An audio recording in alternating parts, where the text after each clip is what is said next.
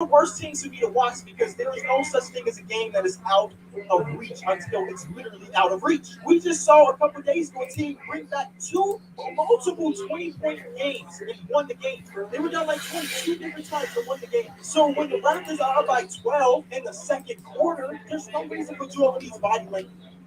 Two different times and won the game. So when the Raptors are up by 12 in the second quarter, there's no reason for Joel Embiid's body language. Uh, just testing little things before I go live this Thursday for the draft.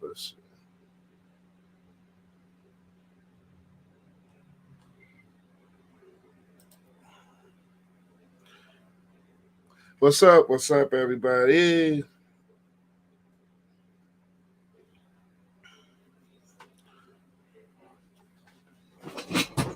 Test running this live stream to see if everything is working.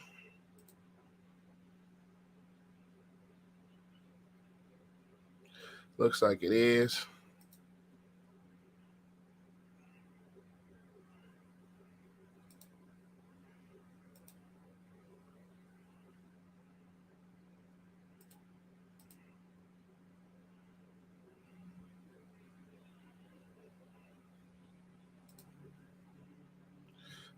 What's up? What's up? What's up?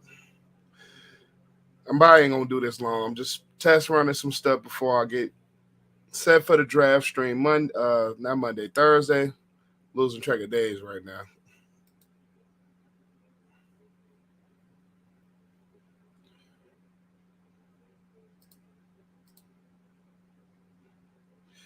Seems like everything is gonna be running.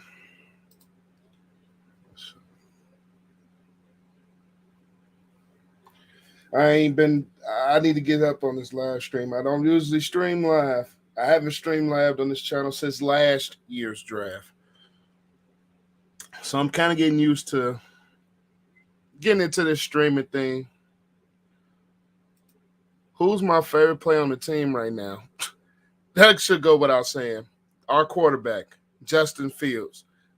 It's been my guy since he was at Ohio State. And if you watched last year's draft stream, I was just elated that we got him. My favorite player on the Bears has to be Justin Fields. Number two, right behind him, I would say Montgomery. My top five, I'll say my top five, Justin Fields, Montgomery, Mooney, Quinn, and I like Jalen Johnson. Those might be my top five on the team right now as we speak. But we all got to see how this draft goes for the Bears. We'll see how it goes for them. I don't think the Bears are going to make too many moves, to be honest. I don't think they're going to move back much. And a lot of teams seems like they're going to move back in the first round. And I don't think the Bears, number one, the Bears don't have enough assets to move up in the first round. And even if they try to, I don't think it's going to be a high selection. I think if they were to move up, it might be a wide receiver on the board that they probably fell in love with. So I would probably go to that route. I don't think they're going to take wide receiver at their first pick. To be honest, whatever pick they decide to use, I think they're going to take wide receiver at that first slot. I think the second slot for the Bears might be, I want to say, I think the second spot for the Bears is definitely going to be on the offensive line. I still think they're going to rebuild that. They still have young Tevin Jenkins. They still have young Larry Borom. I love Justin Fields, but his talent hasn't translated yet, so I try not. It hasn't, but at the same token, you were dealing with Matt Nagy, and we all know Matt Nagy doesn't know how to develop quarterbacks. We seen him develop or so-called develop Mitch, and that didn't work out.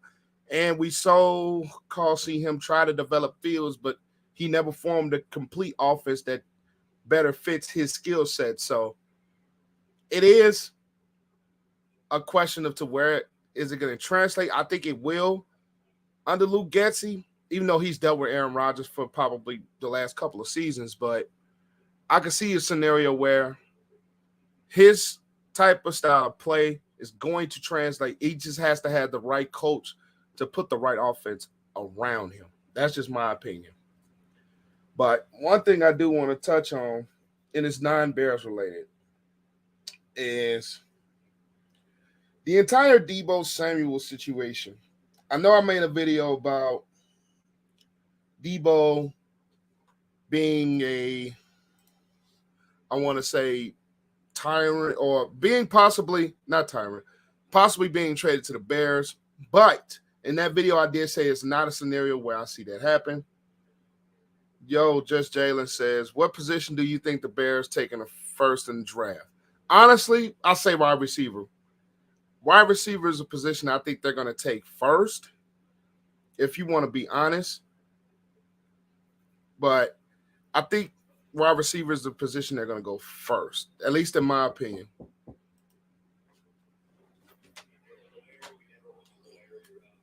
That's my mail. What's this? Garbage. But Elijah says he has the potential to be elite. Hopefully he will, so the Bears will be winners again. In this narrative that we ruin quarterbacks will change. I 1,000,000% agree with that.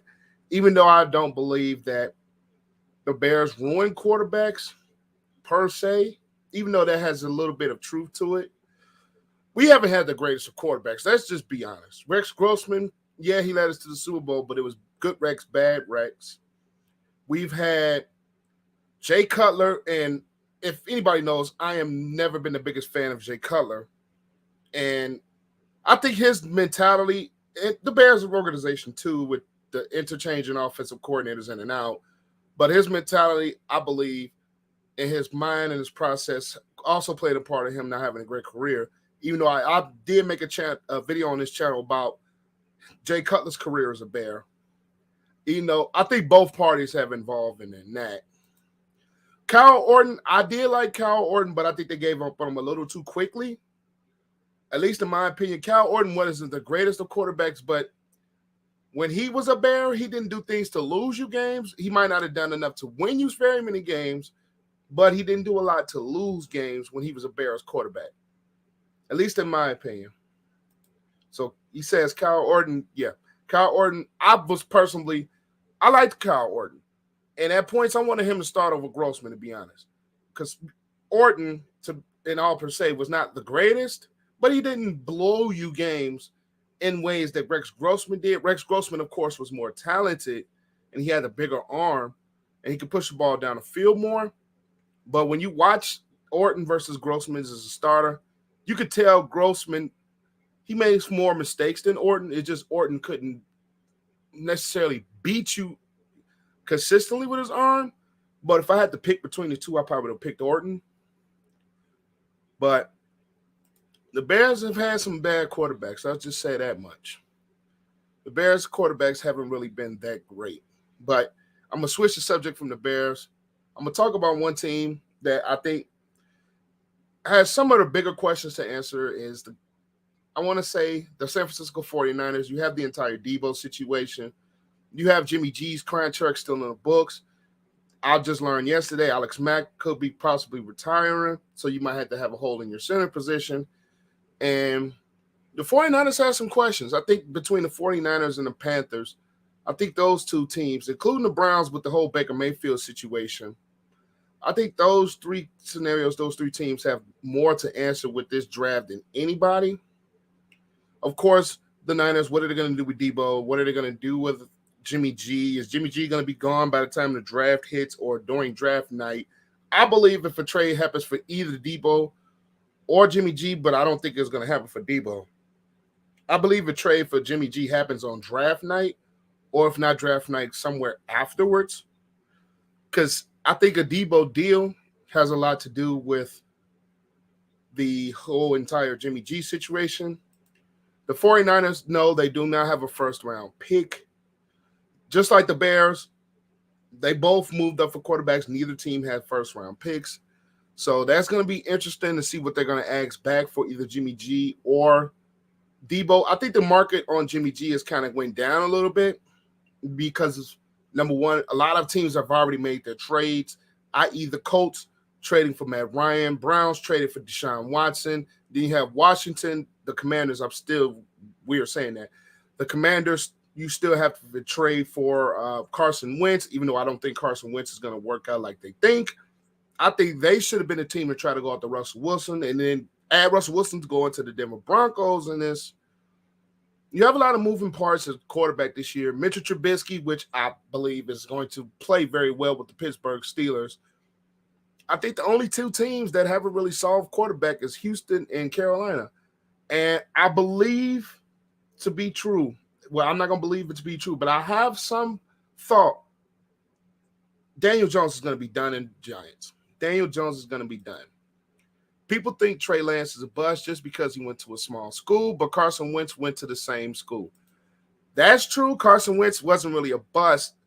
Number one, he outside of 2017, before he tore his ACL, Carson Wentz has been inconsistent, and his ability to stay healthy for a couple of years was kind of bad. But Carson Wentz isn't the greatest of quarterbacks, but I think if he stayed healthy and stayed on that track of 2017, we could be talking about an entirely different quarterback. Trey Lance is not even a bust yet. He's barely even played.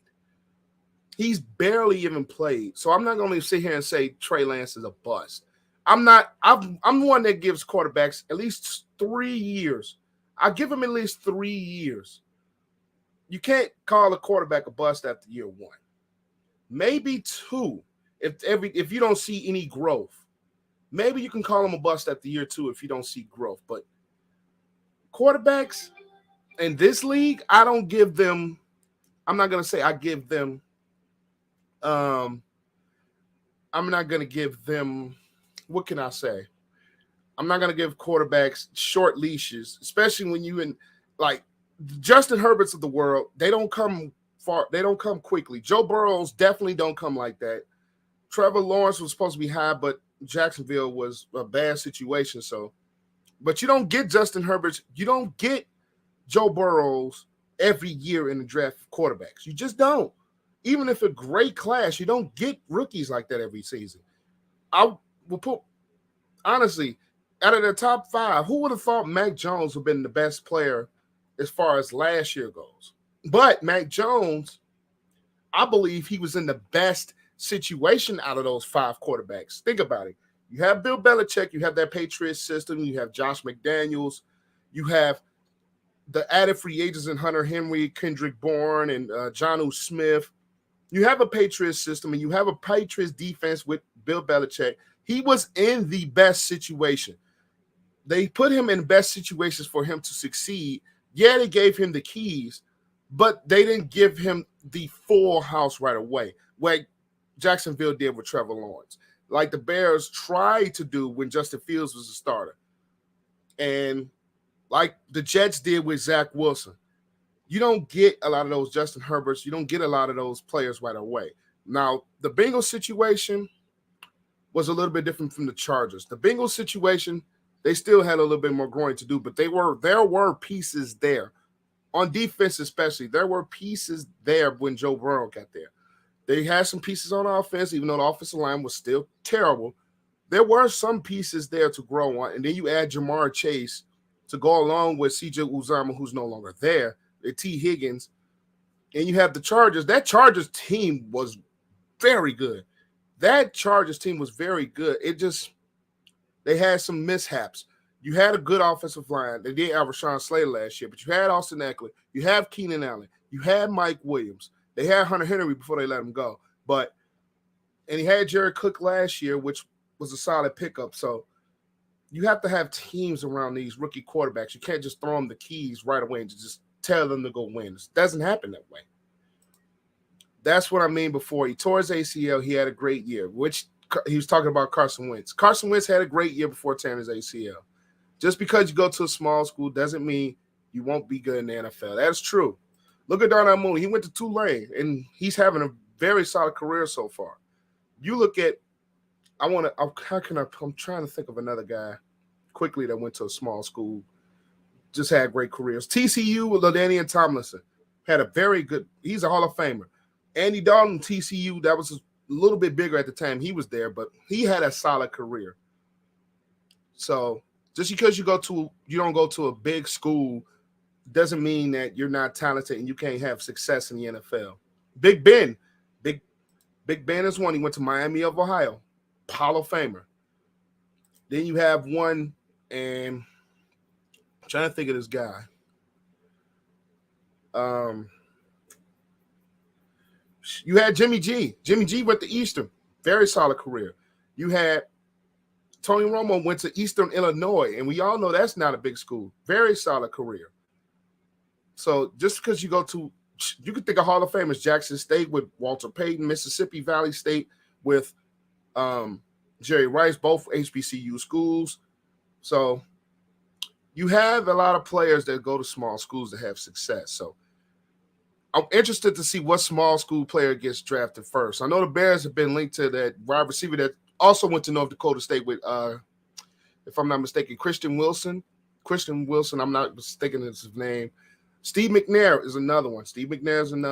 He went to Alcorn State, a HBCU, had a Hall of Fame career. Rest in peace to Steve McNair. So I'm not a big believer that you have to go to a small school, have to go to a big school, even though, if you guys don't know, I am a big Ohio State fan. So, and oddly enough, you can always count on Buckeyes if you need a wide receiver. It's been like that the last couple of years. You had Curtis Samuel, you have Terry McLaurin, you have Michael Thomas the last couple of years. Now you have Garrett Wilson, and now you have Chris Olave coming in this year's draft, and JSN, Jackson Smith-Njigba, he probably will be coming out of next year's draft. So Ohio State has been very good at the wide receiver position. You had KJ Hill, who's a decent contributor with the Chargers. Benjamin Victor had his moments with Ohio State. Austin Mack, I think he's with the Giants. They have good running backs too. You got J.K. with Baltimore, and Baltimore, even though he tore his ACL, which I hated to see, the Bears don't need a rebuild, reload. I don't think so. Now, if he's talking about Ohio State, yeah. But let me know who you're talking about when you say that. We don't rebuild, we reload. Now, if you say that about Ohio State, that's true. But if you're saying that about the Bears need to rebuild. I'm sorry. The Bears they're in rebuild mode now, and I'm happy about it. But the Bears, I think one thing the Bears need to do this year is just develop an offense around Justin Fields. That's the main. Yeah, okay. You was talking Ohio State. Yeah, of course. We don't rebuild, reload. But the Bears they're doing the right thing in rebuilding. I'm glad they're not going after these big name free agents this year. See what you have in Justin Fields. See if you have growth and you have potential. Now, they've already reworked some of his mechanics, so that's a plus. That is a plus there that you rebuilt his mechanics and his throwing motions and processes. So that is a big step in the right direction that the Bears are rebuilding that. I'm glad that they're doing that. But I think this year is mainly about seeing what you have with Fields. If you have something there with Fields, then you start to build more in 2023, that offseason, that free agency. And I've seen a lot of Bear fans on Twitter that were saying, oh, the Bears should be doing this and that, but the Bears don't need to do that. We've seen the past couple of years how the patchwork and just trying to sign players to fit this and that hasn't worked. It hasn't worked, especially with the Matt Nagy scheme and the interchanging of defensive coordinators with Fangio first, but he left. Then you had Pagano retire and Sean Desai. So I just believe that the Bears need to be in full develop mode. See what you have in Fields. You have a very good running back in David Montgomery. You have another backup in Khalil Herbert that is very good. Then you have Darnell Mooney. You add Equanimeous St. Brown. I'm not sure what's going to happen with Brian Pringle now after the crappy arrest in where I forgot where it was. But and then you add David Moore, who I think is going to add depth. You still have Daz Newsome, who you drafted last year. You still have Cole Kmet. You added a couple of tight ends in O'Shaughnessy and Griffin in his free agency. So I think this year should be more about what do you have in Justin Fields. If you see progress, you see development, then I think that's when the Bears are starting to go all in before that rookie deal is up for extension. So for the Bears to be competitive. I want them to be competitive. I will be honest. I'm not going to say full tank mode because you have your young, promising quarterback. But at the end of the day, just see what you have in them. If you see anything that growth, if you see progress, then I think that's when you're going to start to develop a whole entire roster around Justin Fields. Who's the Bears' number 2 wide receiver? I assume Mooney is one. For now, I think Mooney is one. Of course, now I think Mooney is one, but if I had to put a second receiver behind him, I would probably put Equanimeous St. Brown at this moment. That depends on what they're going to do with the draft. Like I said before, I don't know what they're going to do with Byron Pringle with that arrest that he had with the driving in donuts and all that.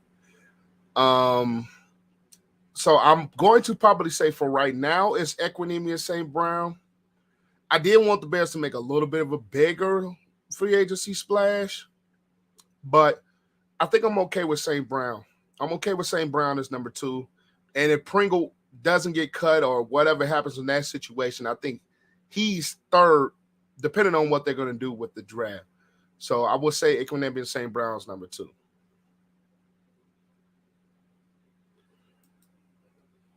Eberflus seems like a strong leader that can lead a team. I get that sense from him. He did build that Colts defense to be a very solid defense. Of course, you had a guy like Darius Leonard, which in comparison with Roquan Smith, they can do a lot of things across the field. I could think Roquan, I think, is a little more speedier. But the Bears do have some things to build on both sides of the ball. Eberflus, I think, is a guy that can help build this defense.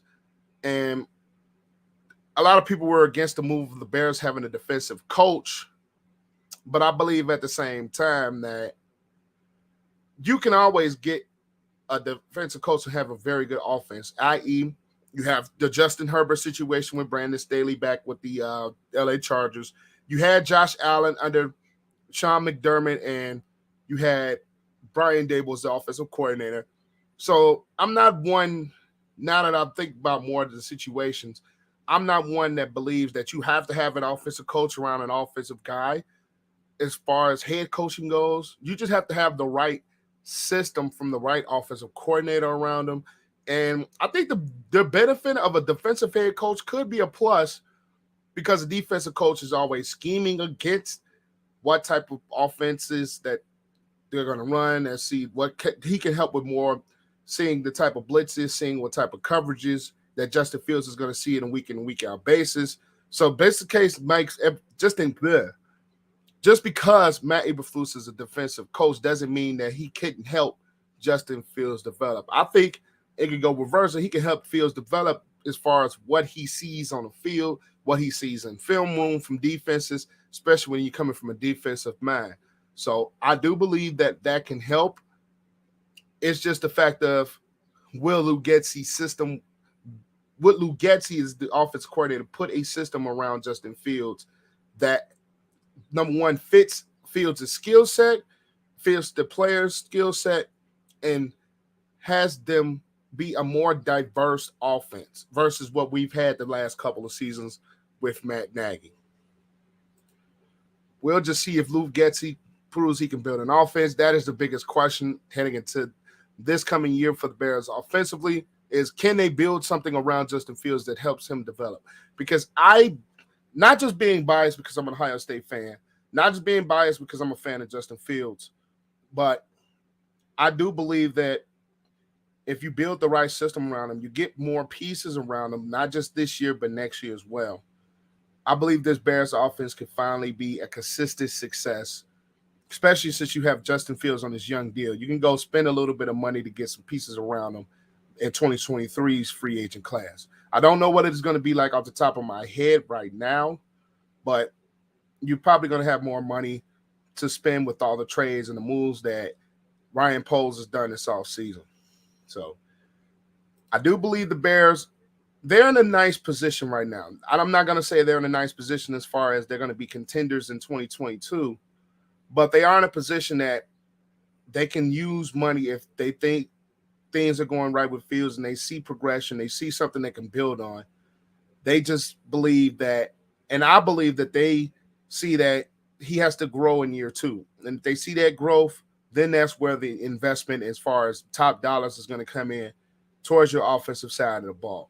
You still have to rebuild an offensive line that was absolutely terrible with Peters and Ifedi, with guys like that. And James Daniels is no longer here. He went to Pittsburgh, if I'm not mistaken. You still have Mustafa. You still have Cody Whitehair. But from the rumors going around, Cody Whitehair could be out of a Bear uniform soon, but I'm not sure. I just have to see how he plays this year. So the Bears do have something to build on. I just think it's still going to take a little bit of work. We're in year 1 out of it. It's not going to happen right away. You have to have some homegrown players along with the free agents. So they're in the right direction. They're just taking it small steps. They're not doing the big leaps, especially when you have a young developing quarterback that still needs to grow. Like I say, yes, I agree. Yeah, you got to invest in them. I don't like the fact that some Bear fans were saying, "Oh, as soon as this player is released, oh, we got to get him. We got to get him. We got to get him." We've seen how that works in the past, and it hasn't worked very well. So that's just how I see it. The Bears are in a nice spot, even though we don't have a first-round pick coming Thursday. But I just think the Bears are heading in the right direction, though. They're heading in the right direction. But I think I'm going to let this go about to the 30-minute mark. This is just a test run for my live stream for the draft on Thursday. I want to see if everything was working. I don't really go live too much on this channel. So we'll just see how everything goes. They're like kids that want every toy on the shelf. You got that right. There's a lot of Bear fans that are like that. They want every toy on the shelf. You can't have every toy on the shelf. You're not gonna be able to use those toys every day. You gotta pick the right toys. Toys you know that was gonna be valuable toys. And when we're talking toys, we're talking free agency. So you gotta have the right ones. You can't just have you gotta have the right ones, especially when you're building this roster around Fields and around the future of this Bears organization versus trying to win everything now. And I did make videos before last year's draft that if the Bears were to draft the quarterback, Matt Nagy had to be fired. The Bears were making a mistake by drafting the quarterback under Matt Nagy. To be honest, the Bears were making a mistake, and we've seen that it was a mistake for them to draft a quarterback with Nagy still as the head coach. I've always believed that if the Bears their plan was to move up and draft the quarterback in last year's draft, Matt Nagy had to be gone. You had to have a new regime in here, and you had to start to build around that young quarterback. Because in that situation last season, I believe they were literally coaching for their jobs. They were literally coaching for their jobs. So their mentality was to win now. They didn't have the job security to let things develop and let things play out. Both Pace and both Nagy, they were in their save a job mode. So to have a save a job mode with a young rookie quarterback, you brought Andy Dalton in before that. I just didn't think that was a recipe for success, especially if they were trying to win now. Bringing in a young quarterback into that situation is not necessarily the best thing, especially if you're moving up to draft him first overall or you think he's the face of your franchise. Like I said, all quarterbacks don't hit the ground running right away. And Justin Fields, he didn't. And I believe some of that was Matt Nagy. Some of that was him. I believe he holds on to the ball too long. That's one of the issues that I had when he was at Ohio State. He holds the ball a little bit too long. So I'm about to wrap up soon. Yeah, man, they need to get a grip on what Poles has planned. I believe Poles' plan is not for now, for the long term of this Bears organization and for this roster. A lot of people don't agree with that, but that's the truth, and that's what needs to be done if you want to rebuild a consistent roster, is to have homegrown players along with smart key free agent pickups. You can't just build everything right away. You have to build from the ground up. You have to build a little bit slowly. I already knew this offseason they were probably going to trade Khalil Mack. I've seen that one coming.